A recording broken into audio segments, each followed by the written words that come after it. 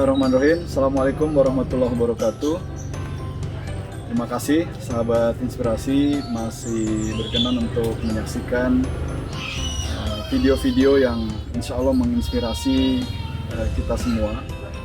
Kali ini saya akan menyampaikan atau berbagi pengalaman tentang bagaimana mengelola limbah sampah plastik di rumah. Sahabat inspirasi, sebagaimana kita ketahui bahwa salah satu sampah yang paling banyak diproduksi di rumah itu adalah plastik.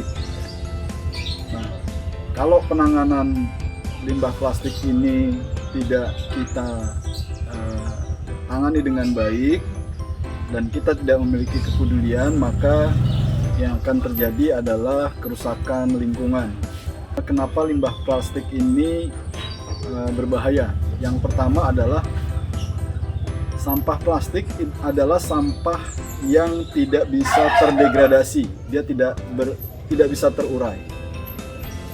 Dan ketika kita membuangnya atau menguburnya di dalam tanah, dia akan menimbulkan zat kimia yang akan mencemari tanah dan air. Kemudian kalau kita sembarang membuangnya, kita mungkin bisa menyaksikan ya di berbagai macam tempat atau via YouTube pun kita bisa cari bagaimana kasus-kasus satwa laut yang mati hanya karena salah memakan. Ada sampah plastik atau sedotan yang dimakan oleh penyu. Itu akibat ketidakpedulian kita terhadap sampah plastik. Nah, kemudian sampah plastik kalau dia ada di sungai, dia akan menimbulkan pendangkalan karena banyak sampah-sampah di situ yang tidak bisa terurai dan tidak hanyut ya, sehingga menimbulkan pendangkalan di sungai. Nah, banyak orang yang kemudian mencari solusi dengan cara membakar sampah tersebut. Nah, cara ini justru membahayakan ya bagi kesehatan kita manusia. Karena apa? Asap yang dihasilkan dari bakaran sampah limbah plastik itu mengandung zat kimia yang akan membuat polusi udara dan mengotori udara di sekitar kita. Nah, jadi sahabat inspirasi sudah jelas sekarang ya kenapa kita harus memiliki kepedulian untuk mengelola sampah plastik mulai dari rumah kita. Nah, masalahnya bagaimana memanfaatkan sampah plastik yang ada di rumah kita? Saya akan berbagi, ini adalah pengalaman pribadi saya. Kalau ada yang baik dan bermanfaat, silahkan untuk diterapkan dan disebarluaskan kepada sahabat-sahabat yang lain. Sahabat inspirasi, sebelum kita memulai bagaimana mengelola sampah plastik di rumah kita, ya ada baiknya sebagai proteksi kita menggunakan sarung tangan agar ya tentu untuk kebersihan kita juga. Baik, yang pertama, sampah plastik yang paling banyak dihasilkan di rumah kita itu adalah biasanya itu adalah gelas dan botol. Saya ada contoh, ini botol yang sudah tidak saya gunakan lagi. Bagaimana cara mengolah limbah ini? Ada dua cara. Yang pertama, kalau botol ini masih ingin kita gunakan, maka botol ini bisa berfungsi sebagai pot dari tanaman kecil atau benih tanaman yang akan kita semai. Caranya adalah dengan memotong botol ini, dibelah menjadi dua. Dibelah menjadi dua. Bagian yang ini bisa kita langsung gunakan untuk menanam dan kita taruh tumbuhannya di sini. Serta kalau umpamanya kita mau menggunakan sistem hidroponik, tanah itu bisa kita taruh di sini. Jadi kita eh, buat seperti ini. Tanaman, media tanam dan tanaman kita taruh di atas, lalu kemudian kita taruh di atas ini. Sebelumnya di bagian yang bawah ini sudah kita isi air, sehingga tanaman ini akan terus terjaga airnya, stok airnya. Kita tidak perlu menyirami setiap saat sampai nanti airnya habis ya. Nah, ini cara yang pertama untuk memanfaatkan limbah plastik yang botol. Jadi yang pertama demikian. Nah, kalau tidak ada ide untuk pemanfaatnya atau kita tidak ingin memanfaatkannya, limbah plastik ini botol plastik ini bisa dibuang. Nah, tetapi bagaimana cara membuangnya? Cara membuangnya supaya ini tidak disalahgunakan, ya, umpamanya diisi air lagi lalu kemudian dibuat segel yang palsu dan dijual belikan, maka ini harus kita lipat-lipat dulu. Kita lipat-lipat dulu, baru kemudian kita tutup lagi, dan ini siap masuk ke penampungan. Demikian, sahabat. Selain botol ada juga gelas. Gelas yang ini, kalau minuman kemasan dalam plastik ini sisa gelasnya ini bisa kita manfaatkan untuk sama seperti tadi sebagai pot dari tanaman yang ingin kita benihkan. Saya sudah mencoba ini, ada gelas plastik bekas minuman yang saya isi dengan media tanam, dan di atasnya saya tanamkan ini daun mint. Daun mint ini, sedikit tentang daun mint. Daun mint ini bisa kita gunakan untuk campuran minum teh hangat dan rasanya sangat nikmat sekali. Nah, kalau kita ingin membuang, apabila kita tidak ingin memanfaatkan, maka sebaiknya kemasannya ini kita buka dulu. Kita buka dan letaknya kita tumpuk seperti ini, ya, agar menghemat space atau tempat ketika kita akan menaruh di penampungan. Dan ingat, sebelum kita buang atau kita taruh penampungan, ini sebaiknya dirusak dulu agar tidak dimanfaatkan untuk yang tidak bertanggung jawab seperti ini. Nah, ini yang sudah kita coba manfaatkan. Sahabat inspirasi, kadang-kadang sampah dari botol plastik ada kemasannya yang bagus seperti ini. Saya pernah melihat ada sebuah perusahaan ya, minuman ringan yang ide promosinya sangat bagus. Dia masuk ke ibu-ibu pengajian, ibu-ibu majelis taklim atau ibu-ibu PKK di lingkungan perumahan, mengadakan lomba pembuatan kaligrafi yang huruf-hurufnya itu dibentuk dengan merangkai guntingan-guntingan kemasan ini atau merek ini.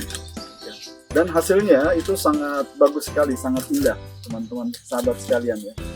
Nah, ini dari yang kemasannya. Atau ada juga yang memanfaatkan, ini terus terang kalau saya belum sampai ke sini ya, memanfaatkan untuk kemudian didaur ulang kemasan tadi, dibuat kerajinan-kerajinan atau produk yang memiliki nilai tambah. Seperti ini adalah berasal dari kemasan-kemasan yang sudah tidak terpakai, dan ini memiliki nilai ekonomis yang sangat tinggi. Demikian sahabat inspirasi terkait dengan limbah sampah yang berupa botol dan gelas. Nah, kadang-kadang kita susah ini untuk botol-botol yang kecil, itu susah untuk kita tekuk ya. Susah untuk kita tekuk. Caranya bisa kita juga agar ini tidak dimanfaatkan untuk hal-hal yang lain. Ini bisa kita rusak terlebih dahulu dengan cara membolongkan atau membuat ini menjadi rusak ya. Dibolongin. Demikian. Yang Kemudian yang juga sering ada di rumah kita yang hadir itu adalah kemasan plastik atau plastik untuk kemasan makanan seperti ini. Nah, terus terang saya sendiri belum ada ide. Nanti kalau sahabat punya ide tentang bagaimana memanfaatkan ini, silahkan kita berdiskusi di ruang komen ya. Nah, kalau saya, sampah seperti ini sudah langsung bisa kita masukkan ke penampungan dengan cara merusaknya terlebih dahulu agar tidak dimanfaatkan. Nah, sahabat inspirasi, yang berikutnya itu adalah sampah plastik berupa kemasan sampo atau sabun ya, seperti ini. Nah, saya pernah menerima masukan dari sahabat saya ketika tutorial pertama tentang pengelolaan limbah sampah rumah yang pertama, memberikan masukan kalau sampah yang dalam bentuk seperti ini harus dirusak terlebih dahulu agar tidak digunakan untuk orang-orang yang tidak bertanggung jawab membuat produk-produk palsu dan akhirnya dijual ke pasaran dan merugikan banyak orang. Jadi untuk yang seperti ini sama kita hancurkan, ya. Hancurkan dan kita sudah bisa taruh ke penampungan. Nah, itu yang sampah sampo atau sabun. Nah, yang berikutnya yang tidak kalah banyaknya itu adalah sampah tas kresek seperti ini. Ini bisa dibilang produksi ini cukup banyak ya, walaupun kecil, ini jumlahnya relatif banyak di rumah kita. Nah, bagaimana cara memanfaatkannya?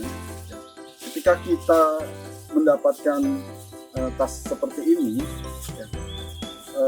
ini bisa kita gunakan untuk kemasan sampah rumah tangga yang sudah tidak kita bisa daur ulang lagi. Kalau saya menggunakannya dengan untuk wadah penampungan sampah seperti ini.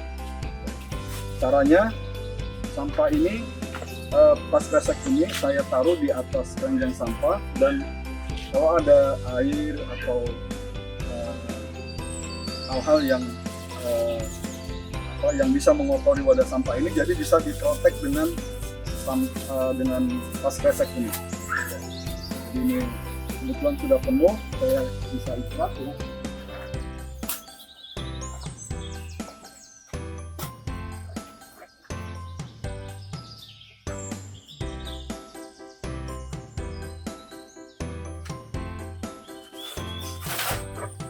Nah, begini, dengan pemanfaatan seperti ini akan memudahkan bagi petugas kebersihan lingkungan kita yang biasa mengumpulkan sampah untuk mengambil sampah dari rumah kita.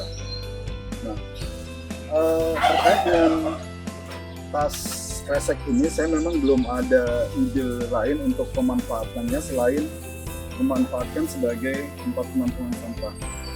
Dan kalau himbauan saya sih, jika belanja ada baiknya kita menggunakan tas yang tidak sekali pakai tapi bisa kita pakai berulang-ulang, tas yang kita bawa dari rumah masing-masing. Kalau terpaksa kita mendapatkan tas yang seperti ini, cara menyimpannya pun bisa lebih praktis dengan cara kita lipat-lipat. Dengan cara kita lipat,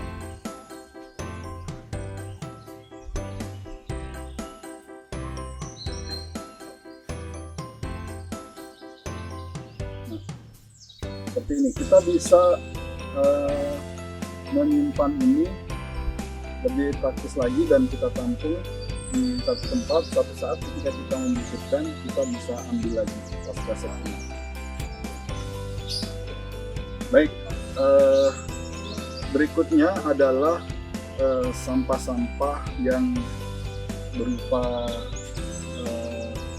kemasan dari pasta gigi ya. Kemasan pasta gigi seperti ini. Ini juga jumlahnya banyak karena kita terus menggunakan sikat gigi pasta gigi seperti ini untuk kebutuhan kita sehari-hari. Ini juga harus kita kelola dengan baik sebelum kita buang. Caranya yaitu dengan menghancurkan ini dengan cara seperti ini. Kita gunting baru kita buang. Demikian sahabat inspirasi, yang terakhir adalah sekarang ini kita banyak kalau belanja ya atau membeli beras, itu berasnya sudah ada dalam kemasan seperti ini, dikemas dalam bentuk kemasan 5 kg. Ini cukup besar plastiknya, kalau dibuang sayang. Kita bisa memanfaatkan sebagai pot ya atau polybag, bisa menggantikan fungsi polybag. Caranya gimana? Setelah kosong, pada bagian ujungnya ini kita gunting ya untuk memberikan lubang. Kiri kanan, juga di bagian tengahnya. Ini fungsinya sebagai tempat untuk mengeluarkan air ketika nanti polybag atau plastik ini kita isi dengan tanah dan kita gunakan untuk menanam. Nah, lalu bagaimana dengan sampah-sampah yang tadi kita harus buang, yang tidak bisa kita manfaatkan lagi? Saya memiliki pengalaman, sampah-sampah plastik ini saya tampung di satu keranjang penampungan. Baik sampah-sampah yang sudah tidak bisa kita gunakan lagi, ini saya tampung di sebuah penampungan, tidak dibuang langsung ya. Ini saya tampung di sini.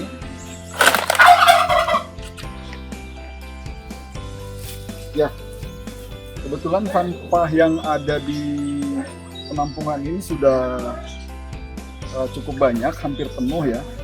Ini tiba saatnya kita akan kemas di dalam karung ini, dan nanti saya akan memberikannya kepada petugas kebersihan lingkungan untuk mereka manfaatkan ya. Biasanya mereka jual dan itu hasilnya bisa untuk tambahan penghasilan mereka.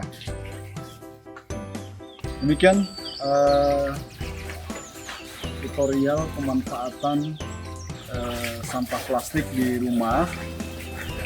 Kalau sahabat-sahabat memandang ini ada manfaatnya, silahkan di like, kemudian juga di share untuk yang lain agar kemanfaatannya bisa lebih luas. Mudah-mudahan sahabat sekalian bisa dapat pahala kebaikan karena menyebarkan hal-hal yang baik.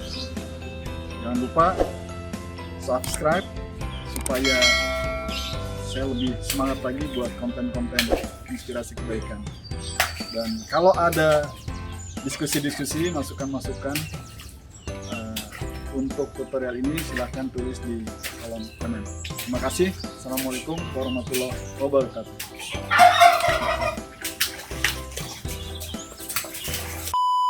Untuk Bismillahirrahmanirrahim. Assalamualaikum warahmatullahi wabarakatuh. Kembali lagi sahabat inspirasi di dalam dulu ya.